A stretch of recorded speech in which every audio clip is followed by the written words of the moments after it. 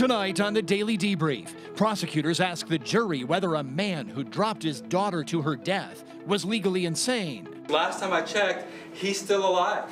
He's sitting right over there. Tonight, questions about the power of his alleged delusions. Also, a verdict in the stabbing death of a basketball player. These are well-conditioned athletes. Was the jury convinced that it was self-defense? And a verdict against the babysitter charged with murdering a child in her care.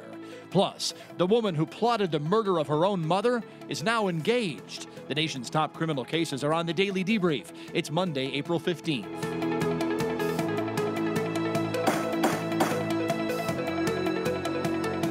And good evening, everybody. Glad to be with you this Monday evening, along with the great Michael Bryant here on the Debrief. Let's go first to a Florida case. This is against a man accused of killing his daughter by throwing her off a bridge and into Tampa Bay. Jonchuck is accused of murder in the death of Phoebe Jonchuck.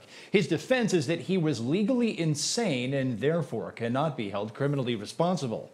His civil attorney testified that at one point he thought she was the creator. During closing arguments today, the prosecution said that while Jonchuck's behavior was strange, it was not the result of legal insanity. The defendant said, "I'm the Pope." The priest, Father William Swingrove, said, "No, you're not." And the defendant said, "Yeah, you're right, I'm not." You remember that? He said he's the Pope, then he takes it back. Dr. Otto, their own expert, said delusions don't work like that. Their own expert said that. The defense has told you that the reason why the defendant killed Phoebe Jonchuck is because the defendant was psychotic, even though he's never been psychotic like this before in his life.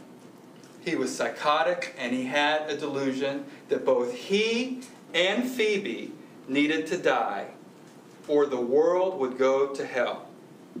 Everyone would die. That's the delusion that he had, according to the defense. Dr. Mackler said both needed to die to save the world. There was an ice age coming. And then Dr. Mackler said he changed again right before and said, he's God, or thought that he's God. So the delusion completely switches from demons and the whole world's going to hell to I'm God, right before he does it. All right, so we've got a couple different versions of the prosecutor giving parts of the defense's closing there in order to make the prosecution's point. Next, the prosecutor questioned why Jonchuck is even still alive. Listen to the logic here.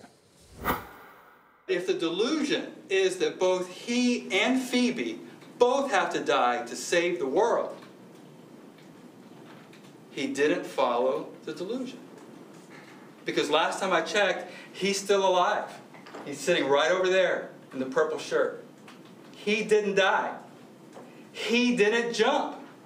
So if the delusion is that he has to die and Phoebe have to die, and that's why he killed Phoebe, why didn't he jump? If the delusion is that strong and that powerful, then you follow the delusion. That's what they're saying. But he didn't follow it because there was no delusion. The defense, meanwhile, went through a long list of witnesses who testified that the defendant did have mental health issues. The witnesses all agree and all testified of some psychotic symptoms they observed Mr. Jonchuck exhibiting. Jonchuck Sr. Well, one, he establishes the severe, persistent mental illness. He says it started from when John was 5. They were taking him to USF back at 5. They had him on medication at 5. And you heard evidence that the records actually showed he was there for ADHD and also severe depression they were treating him for. And that he was being treated from the age of 5 up until the ages of 12 to 14. For a lengthy time to have a child on medication. Joining me tonight for analysis on this case is attorney Michael Bryant here in studio. Michael, good to see you tonight. Nice to see you, Aaron. Okay, so what do you make of this Jonchuck case? Is this just going to turn into a battle of competing experts? You know, I think there were so many experts in this case that maybe the jury's going to just ignore them all and just use their own sense of right, wrong. And remember, the key here is pinpointing insanity. And if you don't have experts that can pinpoint insanity, how's the jury supposed to do it? It's one of these situations where the law defines criminal insanity one way, and then, of course, the medical community defines it a different way. So the ultimate question here is whether or not he knew right from wrong. And we go back to what prosecutors said all along, that when he dropped his daughter off the bridge, he then fled. Is that enough to prove that he knew that what he did was wrong, that he would get caught for it? Yeah, if you take a step back and you get past all the gobbledygook and the experts and all of the fine minutia they're trying to sell you, that's the big picture. He drops his child off the bridge and he heads out and he's fleeing the police. That sounds like I just did something that was wrong. You know, I also go back to some of what the prosecutor said there. He said that there was no delusion at the tail end of one of those clips we listened to. Did the prosecutor go a little bit too far there? Because it's one thing to have a delusion and know right from wrong. It's another thing to say that there's no delusion whatsoever. So I'm wondering if the prosecutor took a step too far there and a step at his peril. I really think so, because in their rebuttal case, they brought on a doctor who wouldn't give in on the disease or defect issue. All the other experts said, yeah, of course he's diseased or defected mentally, but the other factors don't fit. Here, this doctor said he has no disease or defect. That, to me, gives her zero credibility.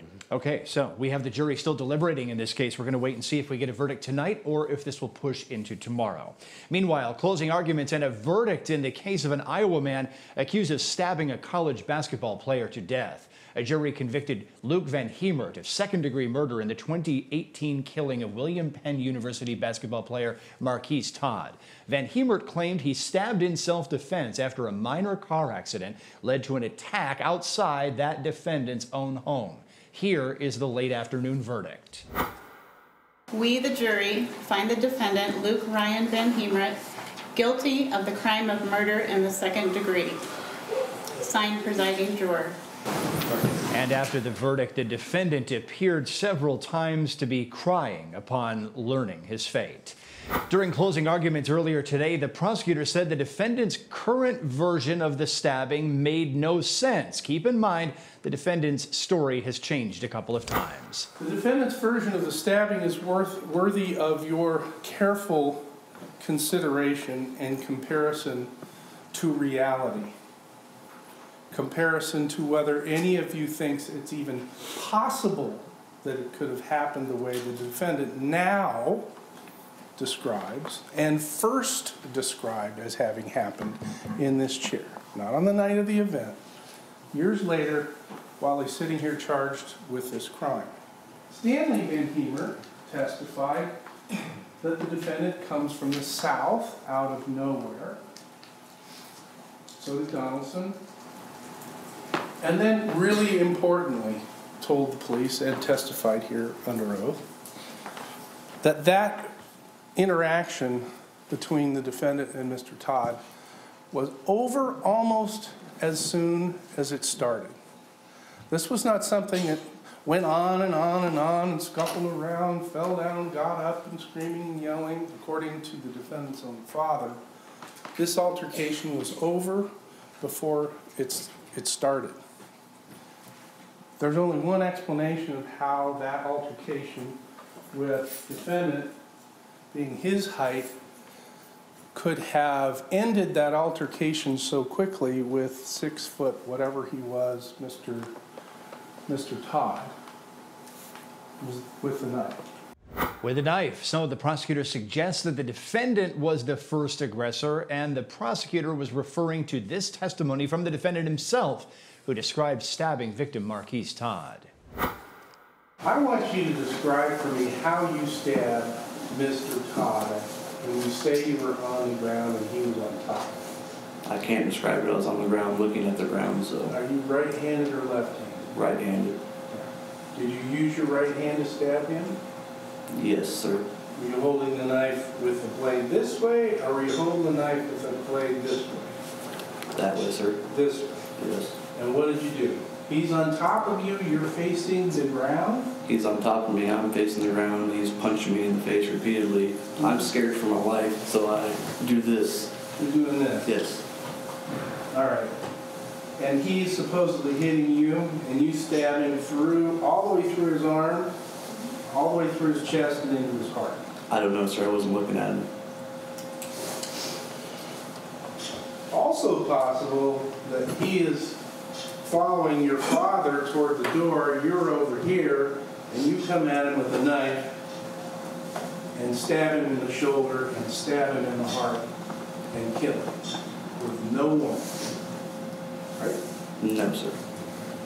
Well, your dad said the fight was over before it started. You heard him testify to that. Yes.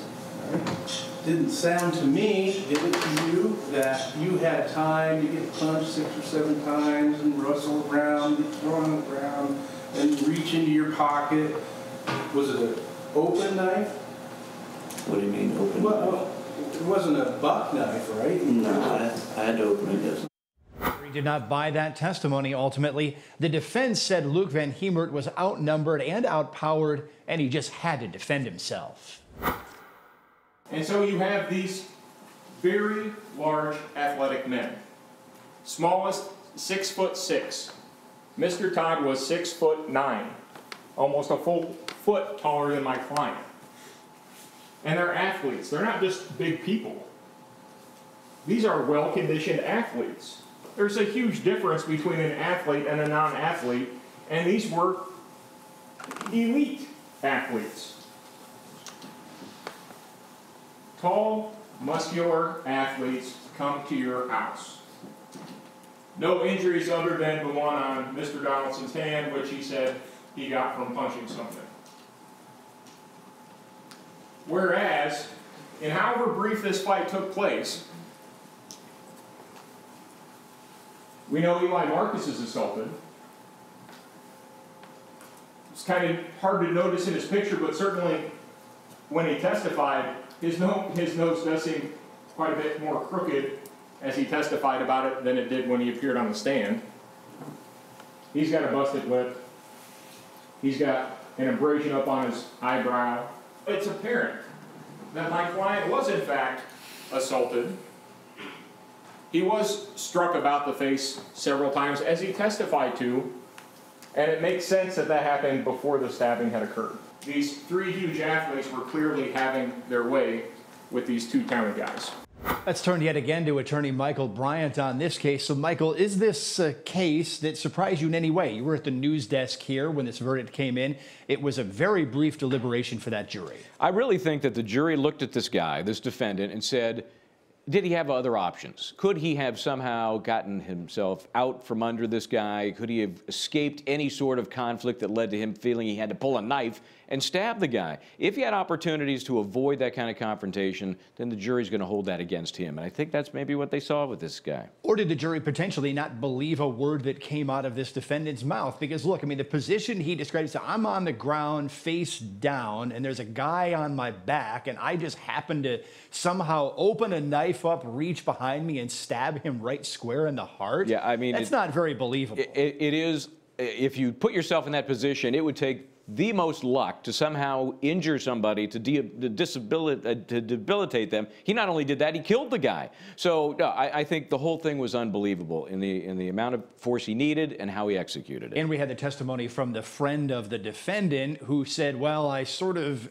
asked the defendant exactly what went down, and he was really coy and said, you'll never know. Yeah. So why is he up on the witness stand trying to tell everybody that this is how it went down? Well, it seems like somebody told him this will look best for using the force that you used. You have to put yourself in the most vulnerable position possible, because then maybe that justifies using the force you used. Okay, so we had an emotional verdict there, the defendant breaking down in the courtroom upon hearing his fate.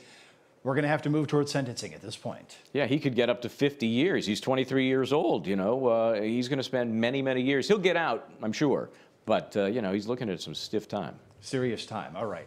Michael Bryant, appreciate your insight on that case. We'll be back to you at the end of the broadcast, because still ahead tonight here on The Debrief, the young woman serving time for asking her boyfriend to murder her mother is now herself engaged. Plus, another verdict to talk about tonight, this one in the case of a babysitter accused of killing a child in her care. She also took the stand. We'll head back inside the courtroom after this.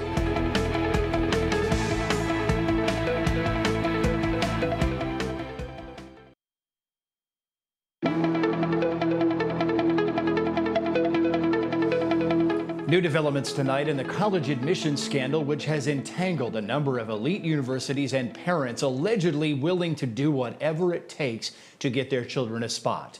Lori Loughlin and her husband Massimo Giannulli have pleaded not guilty to charges that they bribed both their daughters' way into USC by claiming they were rowing recruits. Loughlin and Giannulli were hit last week with a money laundering conspiracy charge on top of the mail fraud conspiracy charge they were already facing. The couple could get up to 40 years behind bars if convicted.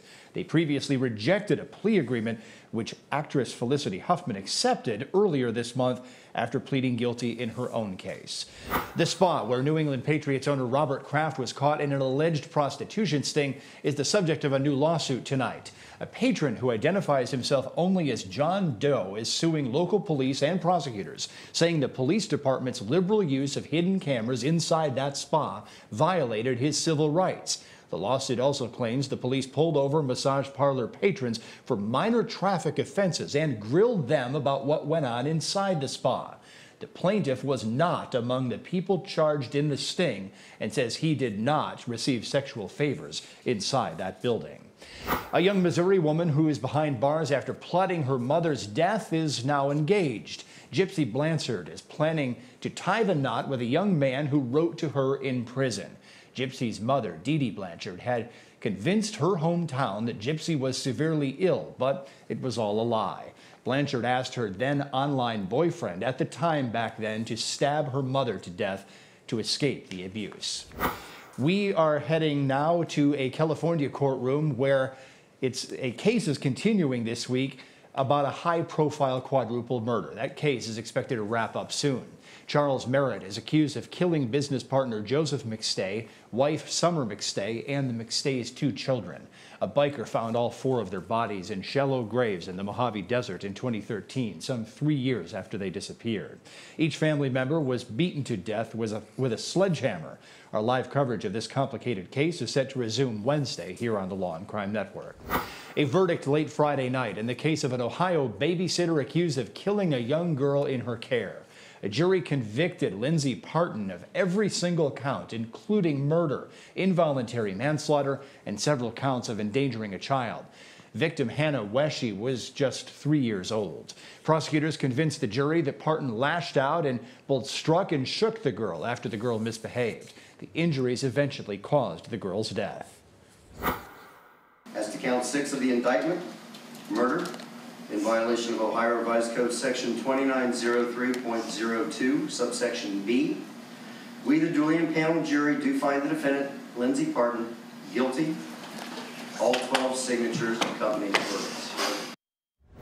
That verdict followed testimony from the defendant herself. She insisted she did not hurt the girl and that she lied to investigators to protect other people who may have hurt the girl, including the child's father, whom she eventually claimed was the real culprit. Did you cause harm to Hannah Weshy on March 8th? I did not. Did you cause harm to her on March 6th? I did not. Did you cause harm to her on March 7th? I did not. Why did you tell the police that you did? Because I wanted to protect everybody. And what do you mean by I wanted to protect everybody? In the first interview, I felt like it was all about TJ. I mean, they even asked me if I was an abused wife, if he was abusing me. And I cared about Jason. I didn't want anybody to be in trouble. On cross-examination, prosecutors forced the defendant to admit at least some of her actions. Your testimony that on 3/9/2018, that you didn't know that admitting to shaking Hannah would get you in trouble. No, I didn't think it would.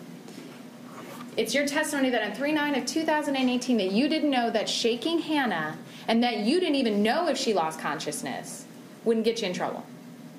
No, I didn't think so. You indicated that it was your belief you could physically discipline Hannah. Yes. Was it your belief, or did you think, Ms. Partin, that you could poke her chest? I don't know if... Ms. Partin, did you think that that you could slap her across the face? I have known other moms to do that. That's not what I'm asking. So I didn't think that it was an issue as a type of discipline. That wasn't my question.